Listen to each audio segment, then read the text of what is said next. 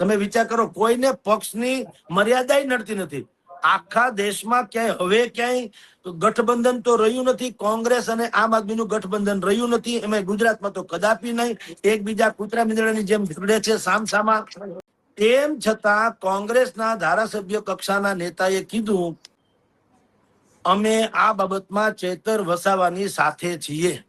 એનો અર્થ હવે હું તમને કહું છું, ભાજપ, કોંગ્રેસ, આમ આદમી પાર્ટી અને આદિવાસી નેતા આ બધાય લોકોનું હવે કાર્ટેજ રચાઈ રહ્યું છે 2027 પહેલા અને લોકસભાની 2029ની ચૂંટણી પહેલા. આદિવાસી લોકો કોઈ પણ પક્ષના હોય, બધાનો ભેગો થઈ અને અલગ ભિલિસ્તાનની માગણી સાથે એ તમામ જગ્યાએ ચૂંટણીમાં ઉભા રહેશે, અલગ બેનર રાખીને.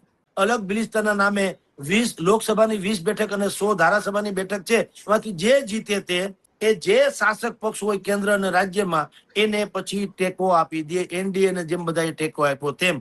કારણ એવું છે, ચૈતર વસાવાના અપરાધ એક નથી, રેકોર્ડ ઉપર દુનિયાના અપરાધ છે. કારણ કે ચૈતર વસાવા છે. ઘણાએ મને એમ કીધું કે આટલા બધા કેસ છે એટલે એ ધારાસભ્ય છે એવું ન કહેવાય. મેં કીધું એ સાચું, અને એ ધારાસભ્ય છે એટલે કેસ છે એ સાચું.